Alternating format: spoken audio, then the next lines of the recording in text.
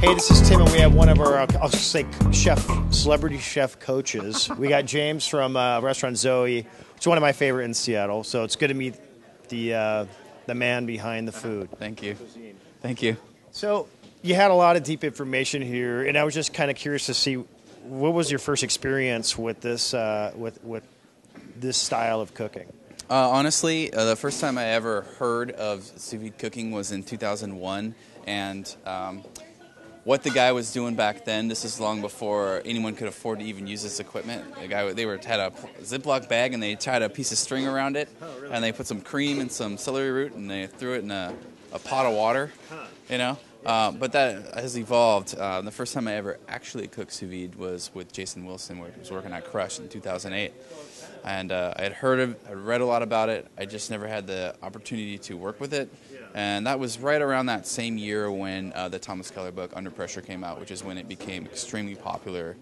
After that book, I would want. So it hasn't been that many years. It hasn't been that many years. A lot of people have been doing it, but it really blew up after that book came out. Why? Why is that? Well, because Thomas Keller he's the man. He's the authority on cooking, and when he puts out a book, every chef in the world goes out and buys it. Okay. So, but I mean, I guess why? I mean, just because the guy's a great chef, he's got to be doing something different. Well, I think what it is that sous vide just really opened up a lot of doors into what we can do with proteins and all of our cooking. Really, it creates a consistent, controlled environment that we can always control. And it breaks down the proteins, and that it breaks them down in such a way that couldn't have been done before in a hotel pan in the oven. Okay. And because you have to have precise temperature control. Is that yeah, and when you're talking about you're cooking, short ribs for 48 hours. Yeah, I was like, well, you're doing lamb. You're doing lamb. Right now we're doing lamb shoulder at the restaurant. I'm doing pork belly, which is phenomenal.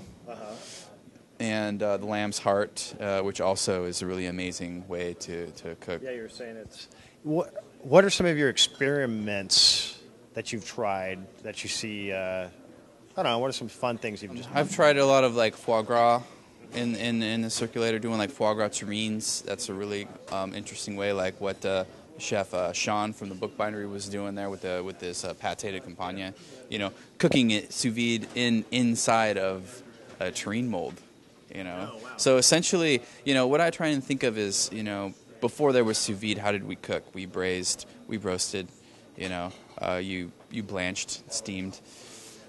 So I try to think of cooking sous vide as like a more controlled way to do that style of cooking, and how do I add both worlds into that? So for example, roasting the lamb shoulder in a pan before we cook it sous vide, so you kind of have that sensation. So you guys are roasting then. So it has that sense, and then after what I didn't do here is I actually in the restaurant I put it into a really thickly reduced sauce, and I glaze it up. So you wouldn't know that it's cooked sous vide unless you were an expert. Because I'm just trying to get... It's a way to get everything kind of prepped up, and then you can finish it off, but it's cooked thoroughly. Yeah, absolutely. And and people want, it's actually been cooked for almost a full day. Wow. 18 hours in the bath. What if you leave it for an extra half hour or whatever? Is it? I've found, for me personally, I've found that, when you're talking about cooking, 18 hours at that exact precise temperature, at 154 degrees Fahrenheit, that you could actually let it go 20 hours and it would be okay. And I've also been in a bind and pulled it out at 14 or 12 hours, and it's also still okay. Different somewhat. It's definitely more tender after and sort of before, but in terms of experimenting, I just tend to, after a couple of times of doing something, commit to a temp and a time. But I've definitely, if you, the egg is the perfect example. Everyone talks about the sous vide egg. A matter of, and they've done a lot of tests on it, a matter of, 2-3 degrees Fahrenheit will give you a completely different egg. So it's that precise. With an egg, yeah. And, there's a lot of science behind it that I don't understand. This is actually the first time I've ever stepped foot in a culinary school.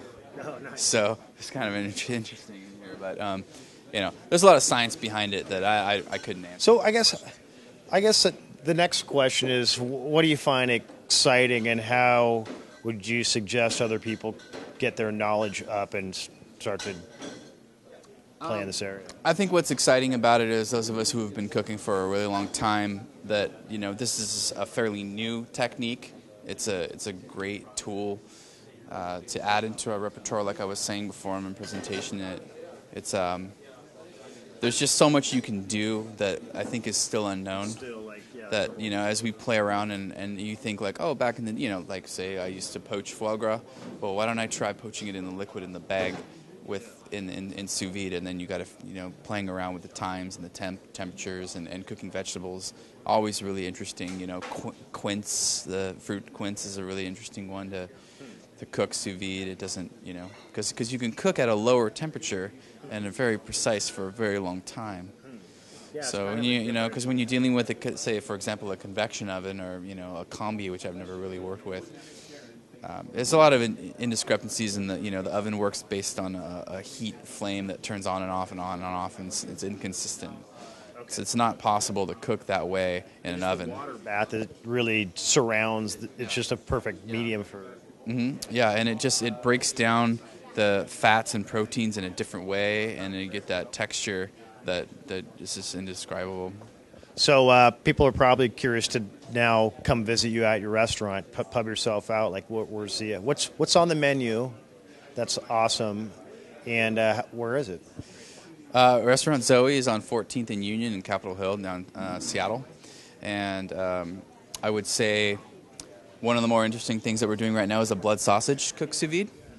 And that's so what we do is we just make the sausage, but instead of a casing, I press it in between two layered pans in a hotel pan inside of the compressed bag. So what I do is I compress the blood sausage and then I press it between two hotel pans and I put some plates in there and I just dunk the whole thing into a circulator bath and I cook it. And then what I do from there is I pull the whole thing out and I let it rest and then I cool it down in ice. And then I cut it into bricks. So there's no sausage casing at all. It's just like this.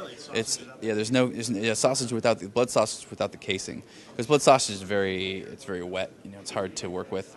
And then what I do from there is I wrap it up in fil de brique, which is kind of like a French phyllo dough, and then we pan fry that. So it's almost like a chimichanga or a burrito, like a blood sausage, if you were to, in a way to describe it, I call it a croustillant, which is basically just means, uncroute, like wrapped in crouton, so.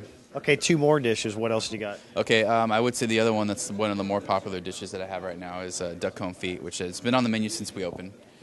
We opened about 10 months ago, and basically I treat it just like you would duck confit, That's what he was saying to come check out. Yeah. I put it on a salt cure for 12 hours, and then we rinse off the cure, and then we put it in the bag with duck fat, and you use about 1/4 the amount of duck fat that you would normally for a duck confit, because it's enough to cover it in the bag, and the rest of the fat you actually get when it renders out from the skin. And then from there, we pull it out after 12 hours of sous vide at 168 degrees Fahrenheit. We cool it down, and we pull it out of the bag, and we crisp it up in hot oil in the pan. So it's really, it's really the same thing. I try to think, anyways. How is duck confit done traditionally? How can we incorporate sous vide into that to make it consistent?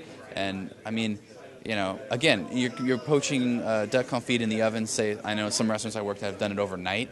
Some restaurants do it at 400 degrees. Some do it at 250 degrees. It's all over the board. So I found that at 12 hours at 168 degrees, it's really bizarre. The skin stays super crispy. It's unadulterated because it hasn't been bumped around and moved around, and it crisps up really nice. And then the meat itself stays connected to the bone. But it's this beautiful big long duck leg, and the meat stays connected to the bone. But once you hit your fork to it, it just comes apart.